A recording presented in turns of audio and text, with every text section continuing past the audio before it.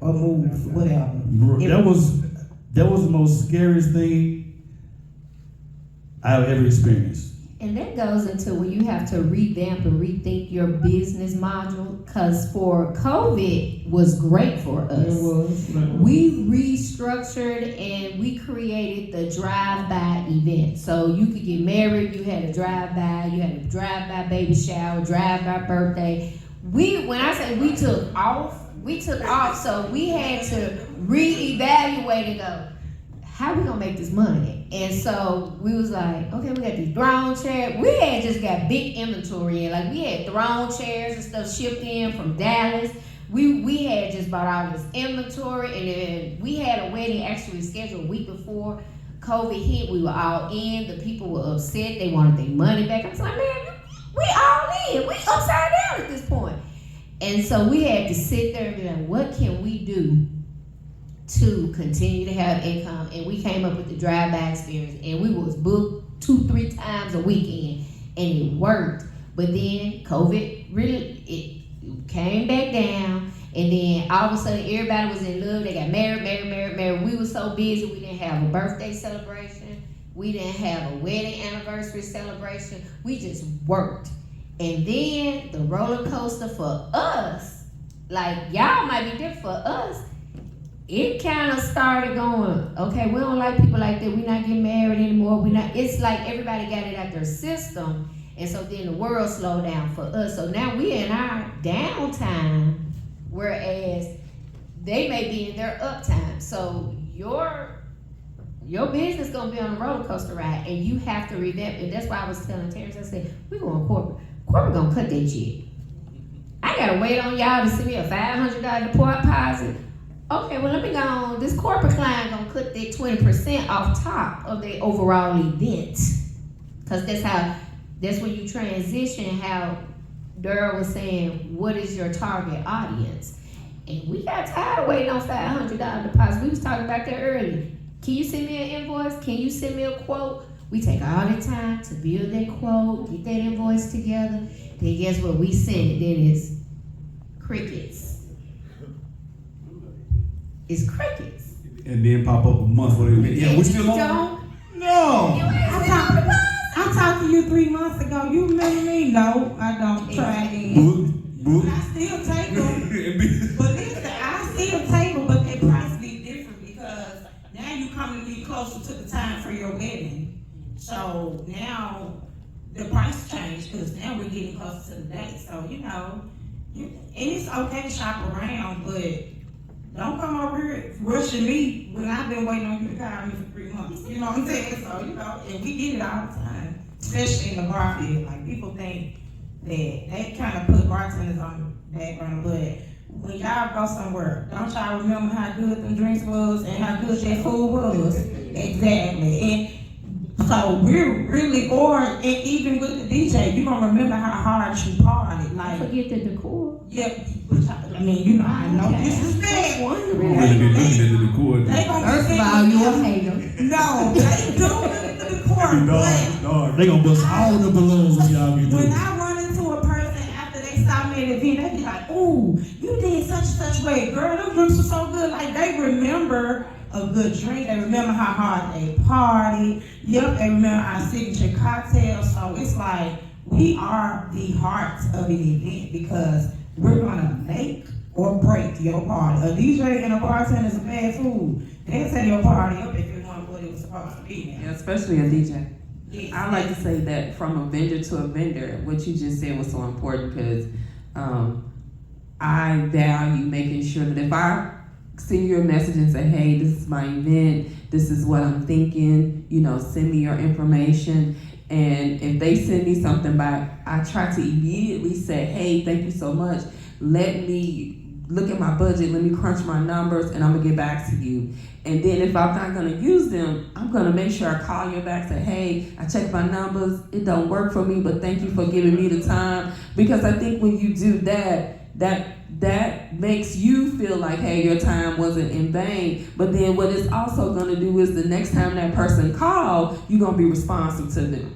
Right? You can't be the one to keep calling asking for a quote because you shopping around You know what I'm saying? But if I call, you give me some information, and I'm honest, it's not in my budget, I can't do this event with you, but maybe the next one, then I'm building a relationship because I'm being transparent with you. You have some businesses that when you call them, they have a consultation fee. We're not finna talk till you send me some money.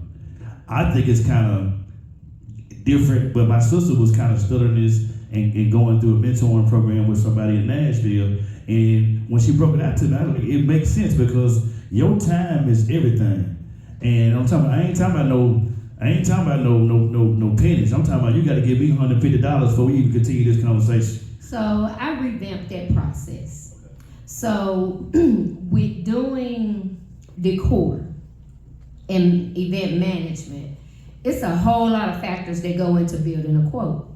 And that means it's going to be like the time, the decor, how many people. They want to get a visual and a vision. So I was sending out all these quotes and stuff. And then you look up and they don't book you, but they take your vision and take it to somebody else. And then you look at 6 months later, where you would spend a charge $65, somebody did it for $2. And then they took your vision. So what I even told Terrence, I said, I'm not going to sit up and do an hour long on a quote for somebody to take it somewhere else. So when you come to Creative Concepts, you give me your vision, we talk, we do a phone consultation, you tell me this, that, and the other, and then I said, okay, well, here's your estimated quote based on what we discussed. And it's just basic, 150 chargers, linens for 20 tables, centerpieces, backdrop, this, and then this is the price.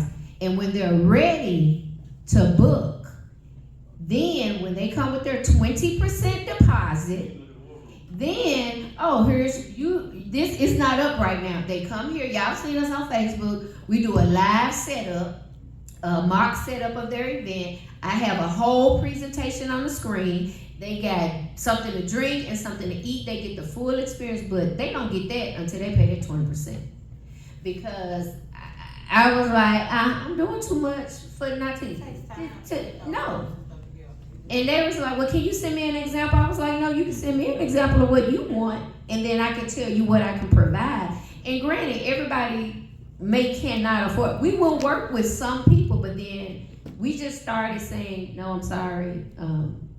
This event, we can't assist you in this. I'm sorry. Gonna say, what you charge? Yeah, I'm not. That's on the end of the conversation.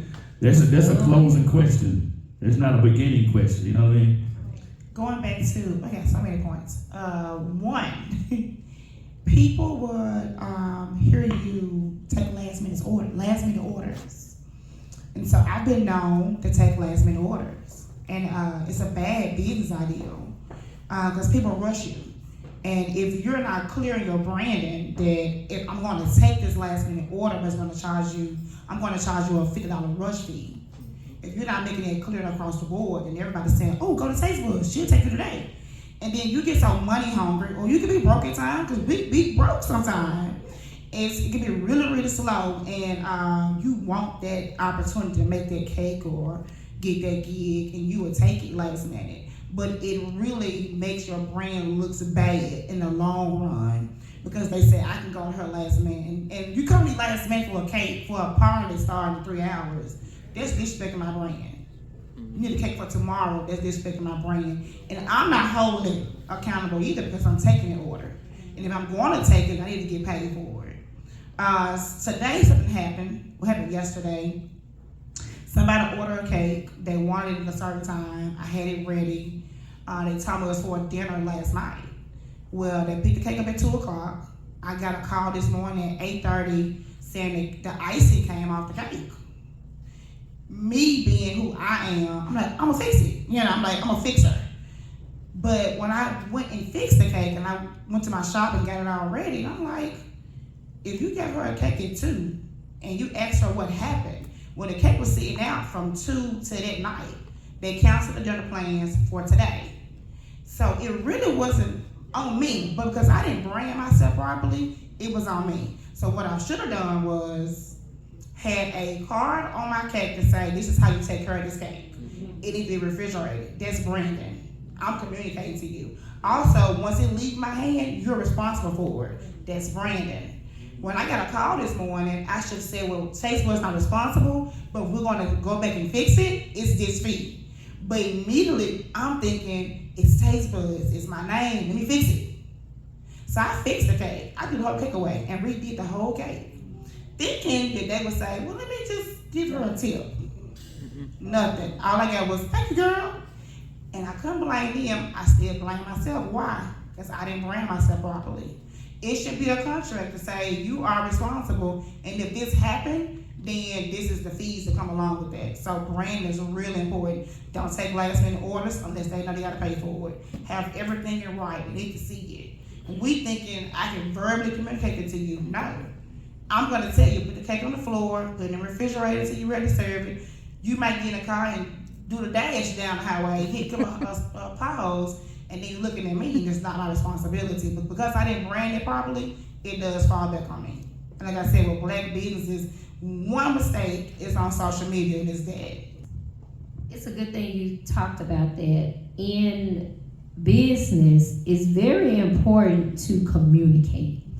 I'm a big communicator. I communicate so hard, it drives Terrence crazy.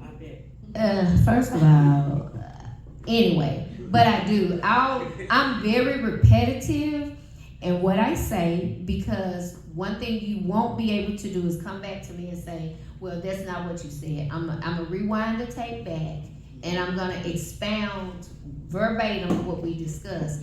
And contracts, as opposed to verbals, as opposed to any changes, as opposed to somebody having something to say, because one thing with weddings, you always got somebody in the bride's ear that knows what's best for the bride, or whatever the event is.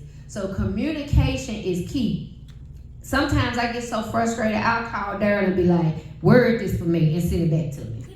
Because I'll get caught up in the emotional part of it. Let me take a breather. I'm gonna respond back on Monday. I generally give 72 hours for responses. I have a text that I have already set in my phone. If somebody sends me something, I'll send that text out, and then I'll pin it to the top of my phone. So communication is key. We've been in that boat. Terrence had to stop me. He was like, "You giving too much away."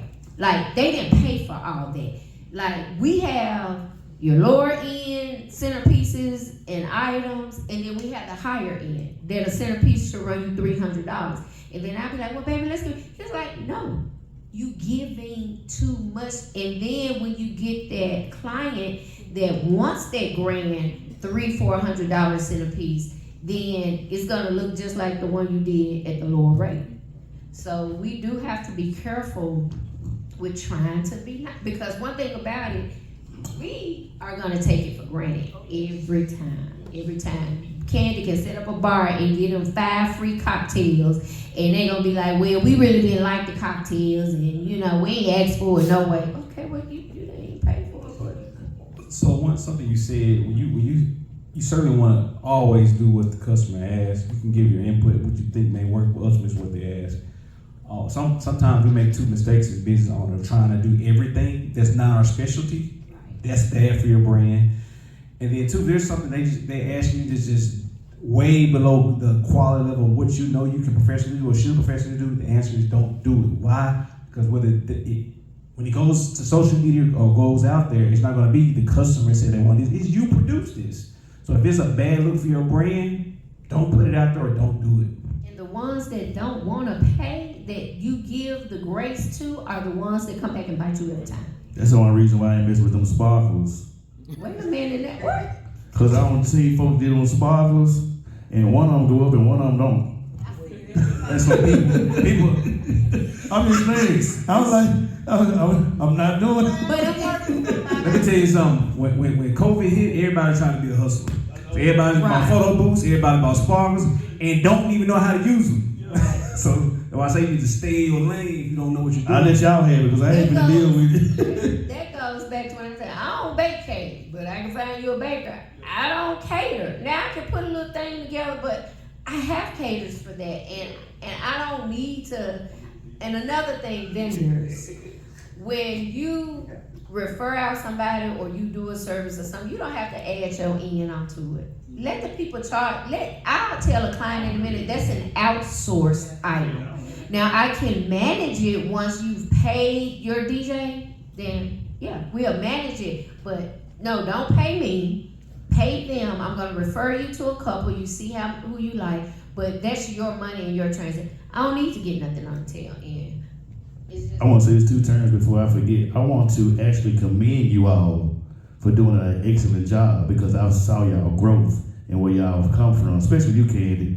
Like, she was like just hustling about herself, and to see her have employees now, her rebranding herself.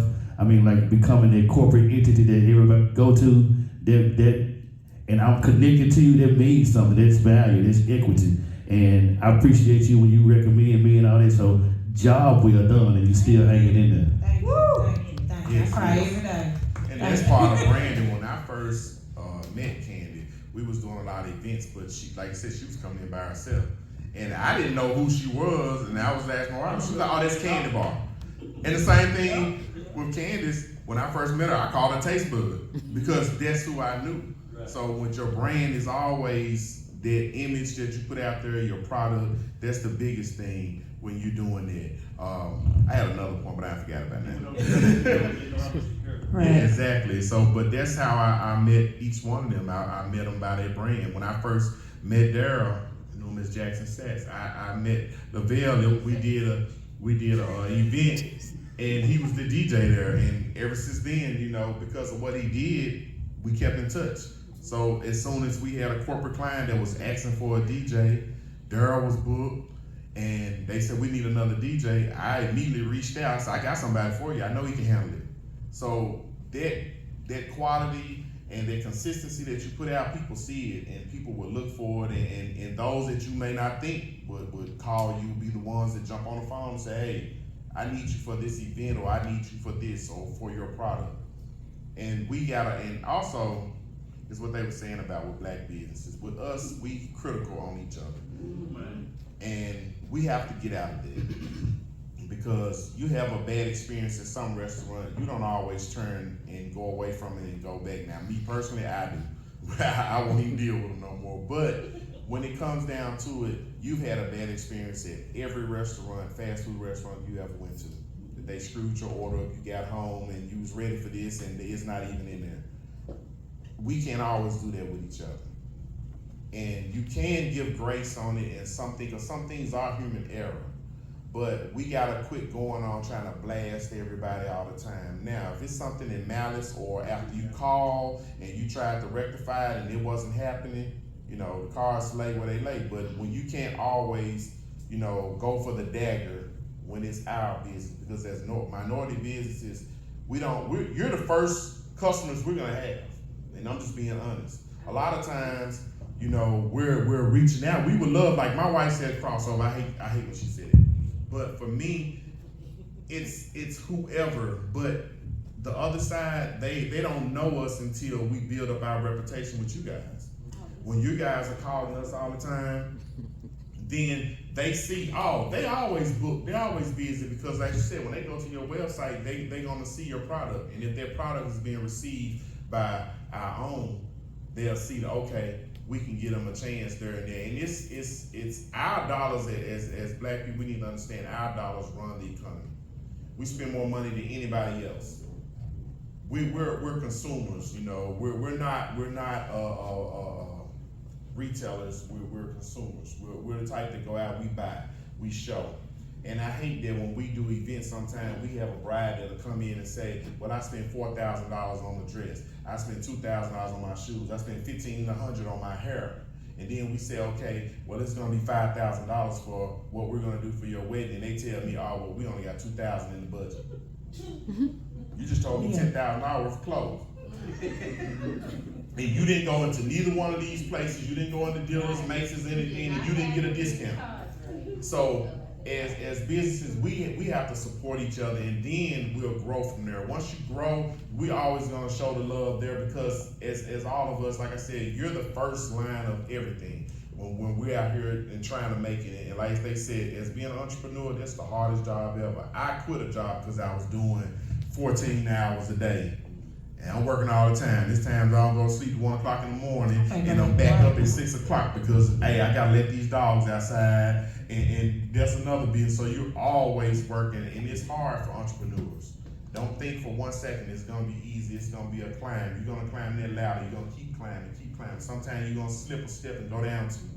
Don't stop. Just keep on going. And don't rush it. Exactly, because everybody have a season. Everybody. People Everybody look else. at other people and think that they supposed to be on the same level as them. Well, you didn't, this didn't happen overnight. What, like Yvette said, he been knowing me for a while. I just saw my peak level of success probably about 3 years ago, and I've been in business 8 years. Now I see like all the blood, sweat, and tears I put in, now I can see it. Now I see why I got employees, but it didn't happen overnight. Not at all. And it makes me appreciate it because I know how hard I worked to get here, and now it makes me want to go even harder because it's like, now I got another level of success I want to get to, but it didn't happen overnight, y'all, and it's not going to happen overnight. It's not. Sometimes, in business, especially when you're working for yourself, you start to doubt yourself. All the time. Something that encouraged me, it's proven this at time and time. It only takes one connection to take your business to the next level. It could be just one event. You get one person in business, it was not you. You almost got me out of business. No, but yeah, it's about connection, but it only takes you one person being your advocate and put your name out there that's already have a status. So I want to emphasize something to you. When you make it, your business make it to a certain point, don't forget to reach back and pull other people up. I mean, that's what it's all about. 2, anybody remember Circuit City? Anybody remember Radio Shack? Service merchandise. What mistake did they make? They never grew with the times. That's a good point. One of the first, I'm just talking about DJs right now. When you meet a DJ, especially an older DJ, first thing, I've been DJing 30 years. I'm a younger DJ. First thing I think about, I bet you doing old DJ stuff. I bet you got these old speakers out here. I bet you playing the same stuff you were playing back in '95. If you're gonna grow with the times, you gotta evolve with the times. Don't become obsolete in your business. Who's still buying CDs? Who's still buying tapes? We're moving on to other things. So A lot of customers. I got a CD player in my work truck. how many people got a CD player? You guys had an 8-track. Now they bought me a work truck, they had a CD player. But I was trying to find a CD. And I couldn't. I really was. I said, let me try to find a CD. you remember the folders? But you gotta evolve, and so the same stuff that you offer, stay on top of and something that a good business owner does. Stay on top of your industry. What are the cutting edge trends in your business? What are we going to go to? Some festivals. Go to some workshops. Understand what's going on. Don't get caught up. Most people, I say small businesses, they don't do that, and so they start to evolve after the fact as a lagging indicator. I see everybody going to this now. Now I'm gonna do it. You're behind. People that make the money are the people on the front end when they the first one to do it. You gotta be ahead of it. That's a good point. Most of the time you don't want to jump on trends, but in certain fields you have to. I liked in my field I was doing it first. Then I started seeing hard cakes, and I was like, well, I'm trying it. And social media is hard when you're growing a business. It's hard to keep up with because you got Facebook, you got Instagram, you got TikTok. So TikTok gonna be your younger crowd. Facebook gonna be your older crowd. It's gonna be your friends, your family, classmates, college friends, and then Instagram's kind of in between. You might get people from out of town on the Instagram. So you gotta find a way to move all 3 of these one post at one time where everyone's able to see it. My TikTok, I have so many parents that say, my baby say your hard cake or this cake. Or you the lady make hard cakes. So they watching, but it's hard for us to take that time out for just that. So I might sit in my car before I walk in the house, because I got my dogs and my family. So I sit in my car and say, I'm posting all my cakes right now on TikTok. Then in the morning, I post on Facebook. And then certain things you can reuse. Like someone said, do you teach classes? I'm like, plenty of classes. I'm like, we never see it. I'm like, oh, I ain't posted it forever. So that old content still works today. You just gotta save it and revamp it, reuse it, and like you said about the trends, people, they won't be able to look for it.